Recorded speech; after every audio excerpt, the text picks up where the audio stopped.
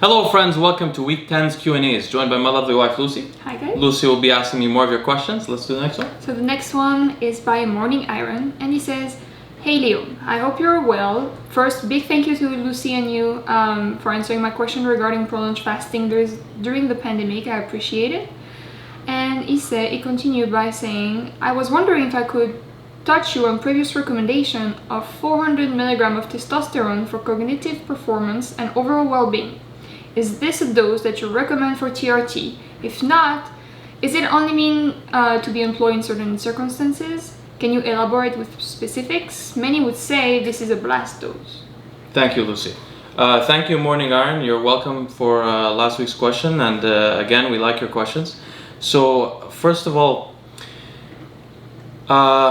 it is not meant to be a testosterone replacement dose. I'm not a doctor, but I don't personally, in my own life, as well as in the lives of people who ask for my advice in terms of information, I don't subscribe to the belief that testosterone replacement therapy is conductive for overall health. There is some evidence that having very, very low testosterone levels can be harmful for health, but there is also evidence that it is not. And personally, I don't take testosterone replacement therapy, so I don't have any recommendation for somebody else to do that. On the other hand, the reason why I mentioned this dose, which by the way isn't necessarily 400 milligrams for everybody, it depends on the person, depends on things that can't even be quantified as of yet. So it's not just how high is your estrogen, how much do you aromatize, how much do you turn into dihydrotestosterone using the 5-alpha reductase enzyme. It's not just those things. It's things that we can't quantify, like your androgen receptor sensitivity, how many androgens receptors you have, how functional they are, things that we don't know how to quantify yet. So it depends. Any dose that you mention when it comes to these things, it really is variable according to the people. Like for example, even according to race, like African Americans will require on average far less testosterone than, for example, Asian people. So it really depends on the person. But I mentioned 400 milligrams as an example dose. I think it's sort of an average dose that works for a lot of people. And what this is meant to do is not be testosterone replacement therapy. Rather, sometimes in life, we're talking about men, of course. Men sometimes in life experience difficult life circumstances that need to be overcome. And in these difficult life circumstances, sometimes you need to manipulate your brain to allow yourself to overcome these circumstances. And there's ways you can do that. For example, one way is to make the brain more adaptable, right? So some things can cause your brain to be frigid and stuck in certain kinds of thinking. For example, undermethylating dopamine can do this. Having lower serotonin levels can do this. So you want to increase the flexibility of your brain. That's one thing you may want to do. Another thing you may want to do is to try to increase your resilience. Your resilience can be increased often by employing androgens. So this is why I mentioned this dose. It's mainly to increase resilience and to be able to overcome difficult life circumstances in certain shorter periods during your life. It's not supposed to be a long-term thing. So I have recommended this to some of my friends informally, and I've seen and clients, and I've seen excellent results for those that are going through difficult life circumstances. Now, what else did he ask? Is there anything I missed there?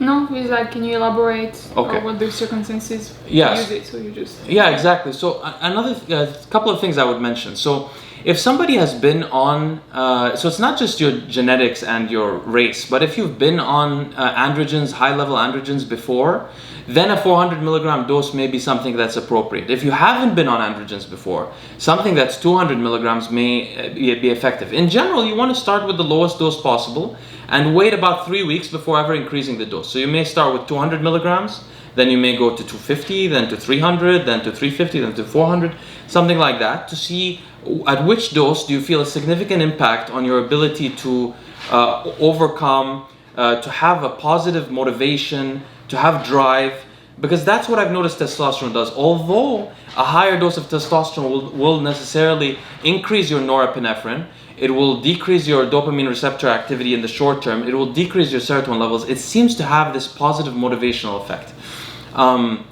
With that said, for people who are depressed, like truly depressed, that do not have they have a depression that's combined with anxiety. So they don't have a laziness or a low drive. They just have a sort of a fear and anxiety and stuff like that. This may not work well. But for people who have a sort of a, because there's a couple of phenotypes of depression. For people who have a depressive type where they're like down, they have low energy, they don't have motivation to move on, that's where this really comes in. And really, those people may also benefit from what's called a norepinephrine reuptake inhibitor, which is like an SSRI, a selective serotonin reuptake inhibitor, but something that inhibits the reuptake of norepinephrine, which is also known as noradrenaline.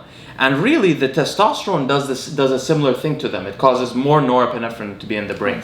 So maybe that's how it's working. Maybe it's other things. I think it's more complicated than that, because also the increase in sexual drive is sometimes somewhat therapeutic during those life phases, because it counteracts some of the things. So when people are depressed, their body signals to them not to be interested in sexual activity. So if you hardwire go against that, and taking a testosterone dose, and you become interested in sexual activity, you're breaking that sort of signaling cycle going on in your brain. So there's a bunch of things going on. It's a little bit of a, it depends on the person, and it's something to, to try and see if it works for you. In general, we don't know enough details about these things to say something can be applicable to everyone. So thank you so much for your question, Morning Iron, and we'll hear from you next week. Thank you.